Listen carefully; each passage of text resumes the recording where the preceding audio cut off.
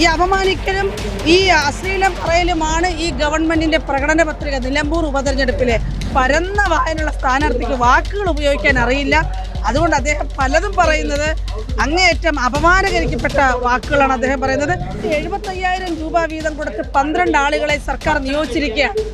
ഇങ്ങനെയുള്ള അഭിപ്രായങ്ങൾ പറയുന്ന ആളുകളെ കൈകാര്യം ചെയ്യാൻ, ചീത്ത വിളിക്കുവാൻ, അശ്ലീലം പറയുവാൻ. ആശാസമരത്തെ അപമാനിച്ചുകൊണ്ട്, അപഹസിച്ചുകൊണ്ട് ഇങ്ങനെ കരിവാരി തേച്ചുകൊണ്ടിരിക്കുന്ന ഗവൺമെന്റിന് വോട്ടില്ല.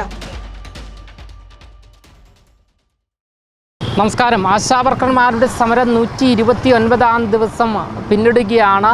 ഇതിന് തൊട്ട് മുൻപുള്ള ദിവസമാണ് നിലമ്പൂർ നിയോജക മണ്ഡലത്തിൽ ആശമാർ പ്രചരണവുമായി രംഗത്ത് വന്നത്. അതായത് ഈ ആശമാർക്ക് നേരെ സർക്കാർ എടുത്ത നിലപാട് ജനങ്ങളോട് വ്യക്തമാക്കുവാൻ വേണ്ടി എസ്-മിനി ഉൾപ്പെടെയുള്ള സംഘം നിലമ്പൂരിൽ എത്തിയിരുന്നു. എന്തായാലും വളരെ വലിയ രീതിയിലുള്ള, നല്ല രീതിയിലുള്ള പ്രതികരണമാണ് നിലമ്പൂർ മണ്ഡലത്തിൽ നിന്നും ജനങ്ങളിൽ നിന്നും ലഭിച്ചത് എന്നാണ് എസ്-മിനി നമ്മളോട് വ്യക്തമാക്കുന്നത്. എന്തായാലും അവിടെ പോയുള്ള ഒരു അനുഭവം എസ്-മിനി ഇപ്പോൾ മറുനാടനുമായി പങ്കുവയ്ക്കുകയാണ്. ഈ നിലമ്പൂർ ഉപതെരഞ്ഞെടുപ്പിനെ സംബന്ധിച്ച് ആശമാർ നിലമ്പൂരിൽ പോയിരുന്നു. ഈ മണ്ഡലത്തിൽ നിന്നും ഈ ജനങ്ങളിൽ നിന്നും ലഭിച്ച പ്രതികരണം എന്തായിരുന്നു? സത്യത്തിൽ വളരെ അത്ഭുതകരമായൊരു പ്രതികരണമാണ് നിലമ്പൂർ മണ്ഡലത്തിൽ കണ്ടത്. ഞങ്ങളവിടെ രാവിലെ ചെന്ന് ഇറങ്ങുമ്പോൾ തന്നെ ഞങ്ങൾ വന്നിട്ടുണ്ടോ എന്ന് അറിഞ്ഞിട്ട് ആശമാർ അവിടേക്ക് തടിച്ചുകൂടി വരികയായിരുന്നു. ഞങ്ങളെല്ലാവരും കൂടെ ചേർന്ന് ഞങ്ങളുടെ നിലപാട് അവിടെ ആദ്യം വ്യക്തമാക്കി. ആശാസമരത്തെ അപമാനിച്ചുകൊണ്ട്, അപഹസിച്ചുകൊണ്ട് ഇങ്ങനെ കരിവാരി തേച്ചുകൊണ്ടിരിക്കുന്ന ഗവൺമെൻറ്റിന് വോട്ടില്ല. ഗവൺമെൻറ്റിൻ്റെ പ്രതിദാനം ചെയ്യുന്ന സ്ഥാനാർത്ഥിക്ക് വോട്ടില്ല. കാരണം അതാണ് അവരുടെ പ്രകടന പത്രിക. ഈ അപമാനിക്കലും ഈ അശ്ലീലം പറയലുമാണ് ഈ ഗവൺമെൻറ്റിൻ്റെ പ്രകടന പത്രിക നിലമ്പൂർ ഉപതെരഞ്ഞെടുപ്പിലെ. അതുകൊണ്ട് അവർക്ക് വോട്ടില്ല എന്ന് പ്രഖ്യാപിച്ചുകൊണ്ടൊരു പ്രചരണമാണ് നടത്തിയത്. ഞങ്ങൾ വീടാന്തരം കടകളും സ്ഥാപനങ്ങളും എല്ലാം കയറി ഞങ്ങളെ കാത്തു നിൽക്കുമായിരുന്നു. ആ ആളുകൾ പറയുന്നത് നിങ്ങളുടെ സമരം അവസാനിപ്പിക്കരുത്, ഇവിടെ ഈ സർക്കാരിൻ്റെ സ്ഥാനാർത്ഥി തോൽക്കും, അതിനകത്ത് യാതൊരു തർക്കവുമില്ല എന്ന് മാത്രമല്ല അവരുടെ ജീവിത പ്രയാസങ്ങൾ ഞങ്ങളോട് പറയുകയാണ്. വ്യാപാര മേഖലയിലുള്ള ആളുകൾ അവരുടെ പ്രശ്നങ്ങൾ, തൊഴിലാളികളുടെ അവരുടെ പ്രശ്നങ്ങൾ എന്ന് പറഞ്ഞാൽ ജനങ്ങൾ ആകമാനം അവരുടെ ജീവിതം മുന്നോട്ട് കൊണ്ടുപോകാൻ വളരെ ബുദ്ധിമുട്ടേറിക്കൊണ്ടിരിക്കുന്നു എന്ന യാഥാർത്ഥ്യം ഞങ്ങൾക്കവിടെ നേരിട്ട് കാണാൻ പറയുന്നു. ആളുകൾ ഭയമില്ലാതെ സംസാരിക്കുന്നു.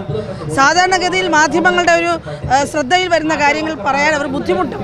പക്ഷേ ഒരു ഭയവുമില്ലാതെ ഗവൺമെൻറ്റിനെ നിശ്ചിതമായി വിമർശിക്കുന്ന കാഴ്ചയാണ് ഞങ്ങൾ കണ്ടത്. അതുകൂടാതെ ഇതിനെതിരെ വല്ല ഭീഷണി അങ്ങനെ എന്തെങ്കിലും വന്നിരുന്നോ? കാരണം ഭരണപക്ഷത്തിനെതിരെയാണ്, അവർ നല്ലൊരു സ്ഥാനാർത്ഥിയാണ് നിർത്തിയിരിക്കുന്നത്. അവർ ഭീഷണി ധാരാളം ഭീഷണിയുണ്ട്. പ്രത്യേകിച്ചും ഇതുമായി ബന്ധപ്പെട്ട് വരുന്ന വാർത്തകളുടെ അടിയിൽ പറയുന്ന കമൻറ്റുകൾ, അവരുടെ സംസ്കാരം, അവരുടെ സ്ഥാനാർത്ഥിയെക്കുറിച്ച് അവരെന്താ പറയുന്നത്? അവരുടെ സ്ഥാനാർത്ഥിയെക്കുറിച്ച് അവരൊരുപാട് പറയുന്നത് പരന്ന വായനയുള്ള സ്ഥാനാർത്ഥി തന്നെ. പക്ഷേ ആ പരന്ന വായനയുള്ള സ്ഥാനാർത്ഥിക്ക് വാക്കുകൾ ഉപയോഗിക്കാൻ അറിയില്ല. അതുകൊണ്ട് അദ്ദേഹം പലതും പറയുന്നത് അങ്ങേയറ്റം അപമാനകരിക്കപ്പെട്ട വാക്കുകളാണ് അദ്ദേഹം പറയുന്നത്.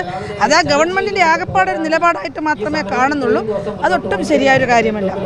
ഈ പ്രതിപക്ഷത്തിൻ്റെ, അതായത് ഒരു പ്രതിപക്ഷ സ്ഥാനത്ത് നിന്നുള്ളൊരു പ്രചരണം പോലെയാണ് ഇത് നടന്നിരിക്കുന്നത്. സോഷ്യൽ മീഡിയയിലടക്കം അത്തരത്തിലൊരു ആക്ഷേപം ഉയർന്നു വരുന്നുണ്ട്. അതിനെ എങ്ങനെയാണ് ആശമാർ കാണുന്നത്? അത് 75,000 രൂപ വീതം കൊടുത്ത് 12 ആളുകളെ സർക്കാർ നിയോഗിച്ചിരിക്കുകയാണ്. ഇങ്ങനെയുള്ള അഭിപ്രായങ്ങൾ പറയുന്ന ആളുകളെ കൈകാര്യം ചെയ്യാൻ, ചീത്ത വിളിക്കുവാൻ, അശ്ലീലം പറയുവാൻ അവർ പടച്ചുവിടുന്ന കാര്യങ്ങളാണ്. കേരളത്തിൻ്റെ പൊതു മനസാക്ഷി ഇതിന് നേർ വിപരീതമാണ്. ഹൃദയമുള്ള ആളുകളാണെന്ന് അവർ ഈ യാത്രയിലുടനീളം തെളിയിച്ചിരിക്കുകയാണ്.